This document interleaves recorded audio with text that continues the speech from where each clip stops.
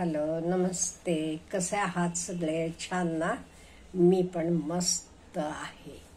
आता लवकरच नवीन वर्ष येणार आहे.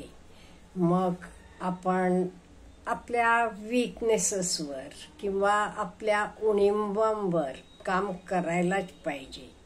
का म्हणजे आपण सगळे ठरवतो आपल्याला नवीन वर्षात बदल आणायचा आहे, आपल्याला बदलायचं आहे. ते आज आपण आपल्या उणिवांवर, आपले वीकनेसेसवर आपण कसं काम करायचं हे आपण आधी ठरवूया. कशासाठी आपण ह्या उणिवा नाहीशा करायच्या? का म्हणजे आपल्याला ग्रोथ पाहिजे, आपल्याला वाढ पाहिजे. एवढ्यासाठी आपल्याला ह्या उणिवांवर काम करायला पाहिजे. आता आपल्या उणिवा कसल्या असतात? एक म्हणजे फिजिकल असेल किंवा मेंटल असेल किंवा फायनान्शियल पण असेल. आता फिजिकल आपली काही कमजोरी, काही उणिवा असल्या तर आपण एक्सरसाइज करू शकतो, फूड घेऊ शकतो, औषध पाणी हवं असलं की तर करू शकतो.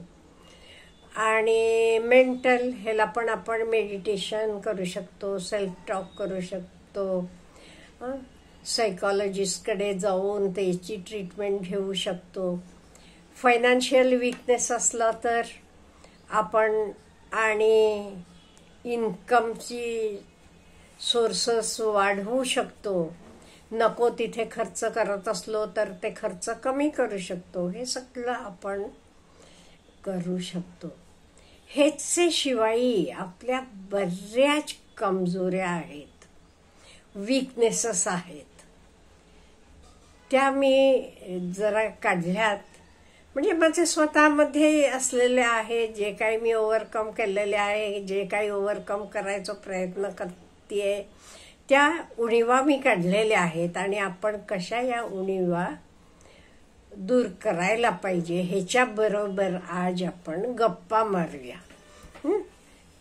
आता पहिलं म्हणजे एस्पेशली लेडीजांचं जास्त आहे हे रडणं. कोणी काही म्हटलं की रडायला लागतो आपण, आहे का नाही? कोणी काही झालं, काही दुखायला लागलं, रडायला लागतो. कोणी काही म्हटलं, दुखायला लागलं, रडतो. कमी मार्क पडले, रडायला लागतो. आता मला सांगा, रडून आपले सगळे प्रॉब्लेम सॉल्व्ह होतात का? नाही. त्यामुळे पहिलं रडणं बंद करायचं. रडणं बंद करायचं आणि जे काही तुमचे मनाविरुद्ध झालेलं आहे तर मी कसं ओव्हरकम करू ह्याचा प्रयत्न करायचा. म्हणजे रडणं बंद करणं. हे झालं पहिलं. दुसरं, काही लोकांना शॉर्ट टेम्पर असते. कोणी काही म्हटलं लगेच आरडाओरडा चालू, उलट बोलायला चालू. राग कंट्रोल होत नाही आपल्याला. तर मग कोणी असू देत, घरातले फॅमिली मेंबर्स असू देत, कामवाली असू देत, आपले मित्रमैत्रिणी असू देत, कलिग्स असू देत, आपल्याला राग हा सहन होत नाही, कंट्रोल होत नाही. हे कशामुळे होते? आपण आपलं माइंड कंट्रोल करू शकत नाही, म्हणून आपलं रागावर नियंत्रण नाही येत. त्यामुळे इथे आपण आपले माइंडला कंट्रोल करायचं शिकायचं, मन शांत ठेवायला शिकायचं.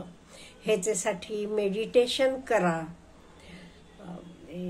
कुठल्याही देवळात जावा, तुमचे गुरु असतील, देव असेल, देवाकडे प्रार्थना करा, मला हे ना बाहेर पडायचं आहे. किंवा राग आला की 1 ते 100 मोजा, 100 पासून उलटं मोजा, काही फॉलो करा, पण राग नियंत्रणात आणायचा.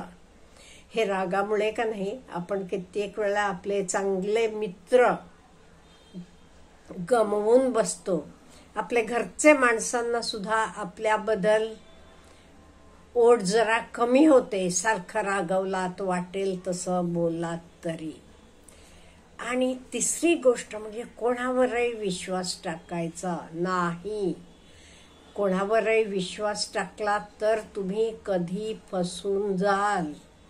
आणि असे विश्वास टाकायचे वृत्तीमुळे कितीतरी लोक फसली जातात. माझे एका मैत्रिणीचे सासूबाईंचं सांगते. खूप चांगल्या होत्या त्या, प्रेमळ होत्या म्हणते म्हणजे आता नाही आहेत त्या म्हणून.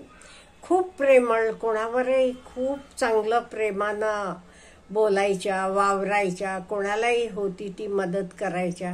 एक दिवशी त्या देवळात गेल्या होत्या, तेव्हा 2 माणसं आली तिथे, वेल ड्रेस्ड यंग मुलं, 21-22ची अशी असतील, ती 20शीतली म्हणा. ते मुलांनी ह्यांना काय सांगितलं, आई आम्ही नवीन उद्योग चालू करतो, तुम्ही खूप शांत छान वाटता आम्हाला, त्यामुळे तुमचे आशीर्वाद असू देत, म्हणून तुमचे हातातलं गळ्यातलं सोनं काढून आमचे ह्या नोटांवर ठेवा, म्हणजे तुमचा आशीर्वाद आम्हाला मिळेल आणि आमचा उद्योग खूप छान होईल. ह्या खरंच चांगल्या प्रेमळ बाई हो.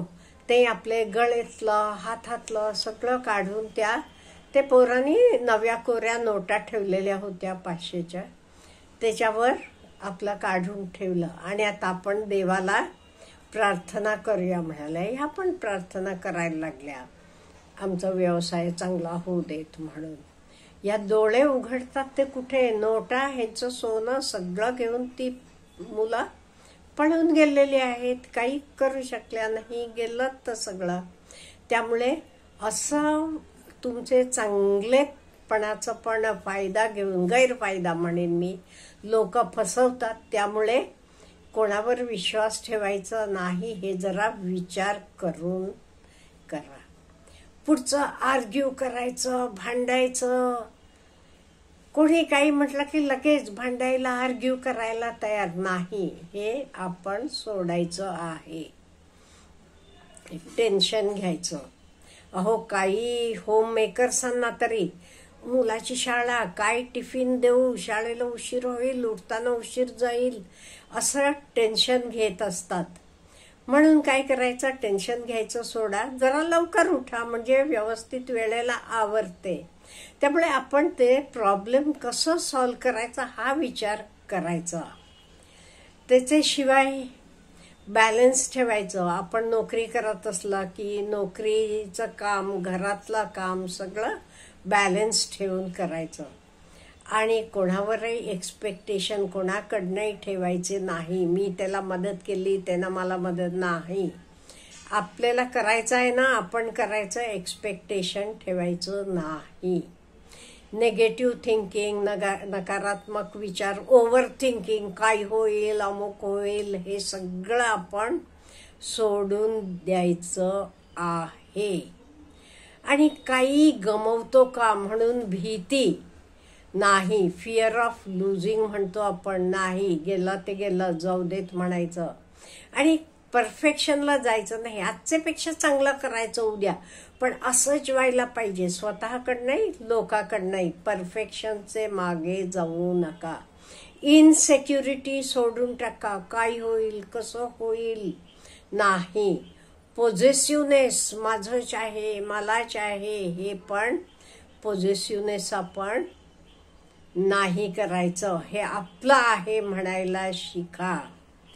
आणि मला शिक्षण नाही, मी मिळवत नाही, बरेच गृहिणींचं सांगते मी, बाकीच्या बायका कसं शिकलेल्या आहेत, मिळवतात नाही.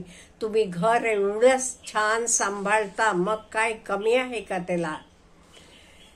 त्याच्याशिवाय आपण फॅमिलीच्या लोकांना छान ठेवू शकत नाही, प्रेमानं ठेवू शकत नाही, असं कधीच विचार करू नका. कसं मी त्यांना आनंदाने ठेवू शकते हा विचार करा आणि त्याचेप्रमाणे वागा. आणि काही लोक एकदम ॲरोगेंट वागतात, तर आपण सोडून द्यायचं. आळशीपणा सोडून द्यायचं. इमोशनल असणं, प्रत्येक गोष्टीला सोडून द्यायचं. आजचं काम उद्या करतो, परवा करतो, सोमवारपासून करतो, नवीन वर्षी करतो, नाही. आत्ता ह्या क्षणात पासून तर फॉलो करायचं. आणि मोबाईल तासोन तास आपण मोबाईल बघत बसतो. महत्वाचा गरजेचा असलेला बघा, कामाचा बघा, नको म्हणत नाही मी, पण नुसतं टाइमपास म्हणून काहीतरी ओपन करायचं आणि बघत बसणं नाही. हे पण आपण कमी करायचं आहे, सोडून द्यायचं आहे. त्यामुळे नवीन वर्षात मी ह्या सगळ्या गोष्टी सोडणार आहे. I am going to quit. एवढं आज आपण निश्चय करूया आणि लगेच फॉलो करूया. Have a nice day.